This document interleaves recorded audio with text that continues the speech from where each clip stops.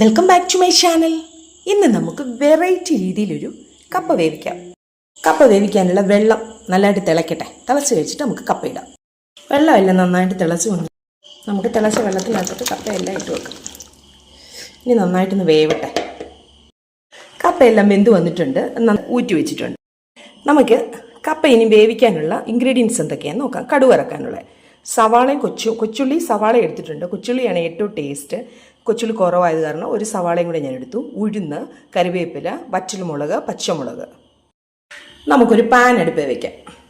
ഇച്ചിരി വെളിച്ചെണ്ണ ഒഴിക്കാം. വെളിച്ചെണ്ണ ഒന്ന് ചൂടായി വരട്ടെ. വെളിച്ചെണ്ണ ചൂടായപ്പോൾ നമ്മുടെ ഉഴുന്നിട്ട് വറക്കാം. നമുക്ക് ഉഴുന്നൊന്ന് ചുമന്ന് വരട്ടെ. ചെറുതായിട്ട് ചെറിയ തീയിലിട്ടേ ചുമപ്പിക്കാവേ. ചെറിയ തീയിലിട്ട് മൂപ്പിക്കണം. ഉഴുന്നൊന്ന് മൂത്ത് വരുമ്പോഴത്തേന് നമുക്ക് നമ്മുടെ കറിവേപ്പില ഇട്ടു. ബാക്കി നമ്മുടെ മുളക് ഇട്ട് കൊടുക്കാം. പച്ചമുളക് ഇടാം. സവാള ഇടാം. സവാളയും കൊച്ചുള്ളി നല്ലതായിട്ടൊന്ന് മൂത്ത് വരട്ടെ. അതുവരെ നമുക്ക് ഇളക്കാം.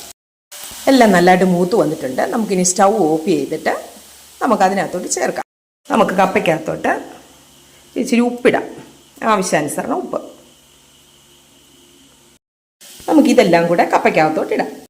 അരപ്പെല്ലാം കപ്പയ്ക്കകത്തിട്ടു. ഇനി നമുക്ക് ഇച്ചിരി തേങ്ങ തിരുവിയത് അതിനകത്തോട്ട് ഇടാം. ഇതെല്ലാം കൂടെ ചേർത്ത് നമുക്ക് അടച്ച് വെക്കാം. അങ്ങനെ ഇരിക്കട്ടെ ഒരു 5 മിനിറ്റ്. സ്വല്പം പച്ച വെളിച്ചെണ്ണയും കൂടി ഒഴിക്കാം.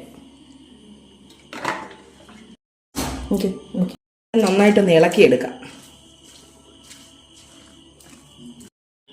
അരപ്പെല്ലാം ചേർത്ത് നല്ല വൃത്തിയാക്കി ഇളക്കി വെച്ചിട്ടുണ്ട്. നമുക്കിനി ഈ ചമ്മന്തിയുടെ കൂട്ടത്തിൽ പപ്പായ്ക്കൊന്ന് കൊണ്ടുപോയി കൊടുത്ത് ടേസ്റ്റ് നോക്കാം. കപ്പ വേവിച്ചത് മാങ്ങാ ചമ്മന്തി ഉണ്ട്. കഴിച്ച് നോക്കിയിട്ട് എങ്ങനെയുണ്ടെന്ന് പറ. സ്പൂൺ ഇതാണ്.